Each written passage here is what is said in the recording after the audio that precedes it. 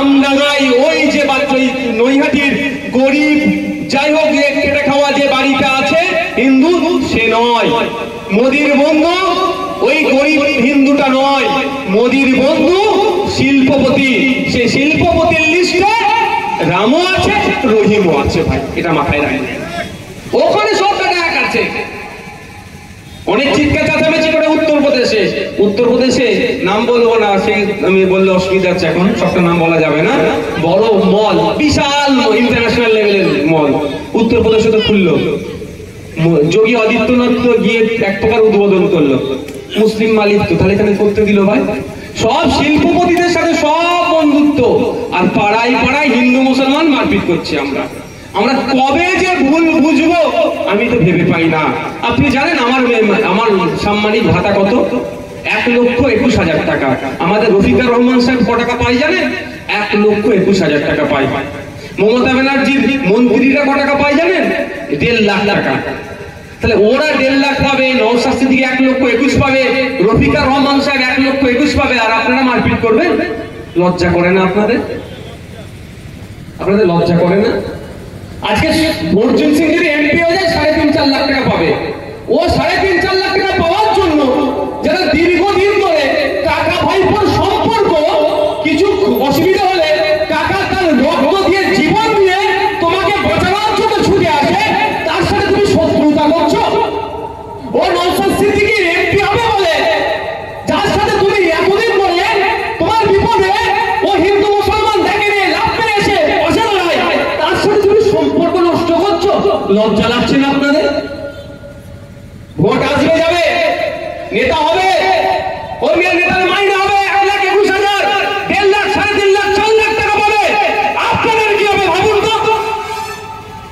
বোধহয় পঞ্চায়েত গঠনকে কেন্দ্র করে কজন মারা গিয়েছিল বোধহয় তো, নাকি ভাই ওটা? হ্যাঁ, অঞ্চলের নাম বলো। হ্যাঁ, কজন মারা গিয়েছিল? 4 জন মতো, শাসক বিরোধী মিলিয়ে। আমি বিরোধীদের কথা বাদ দাও, শাসক দলের যারা আছে তাদের বাড়িতে গিয়ে আজকে খোঁজ নেবেন, আজকালের মধ্যে গিয়ে খোঁজ নেবেন, তৃণমূল তোমাদেরকে দেখে তো? হ্যাঁ, খোঁজ নিয়ে দেখুন, খোঁজ নিয়ে দেখবেন যে খোঁজ নেয় নাকি। আমি দায়িত্ব নিয়ে বলছি, তৃণমূল যদি ওদের খোঁজ নেয়, আমি আপনাদের এখানে এসে তৃণমূলের নামে পরের বক্তব্যতে এসে আমি জয়ধ্বনি দিয়ে যাবো। আমি এতটা চ্যালেঞ্জ করে বলছি, খোঁজ নেবে একদিন খোঁজ নাই। কবে জানেন? যেই দিনকে খুন করেছিল সেই দিন মালা লাগিয়ে অমর রহে বা যুগ যুগ জিও যাহা ইচ্ছা বলে স্লোগান দিয়ে মালা টালা দিয়ে ছবি তুলে ফেসবুকে পোস্ট করে কেটে পড়বে। কিন্তু বাকি 364 দিন কিভাবে পার করছে তার বাড়ির লোক বলতে পারবে, তার ছেলে, তার মেয়ে, তার স্বামী বা যারা মারা গিয়েছে তারা বলতে পারবে কত দিনের মধ্যে তাদের দিন কাটছে।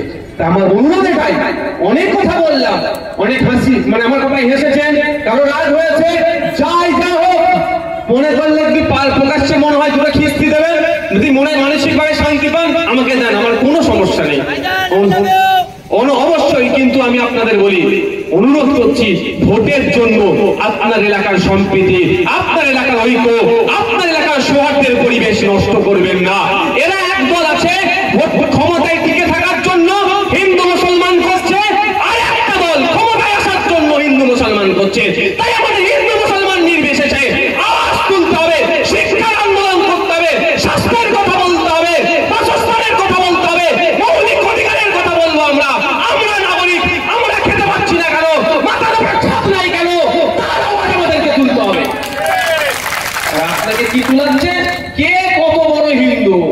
মোদী, মমতা বড় হিন্দু না শুভেন্দু বড় হিন্দু? এই খেলায়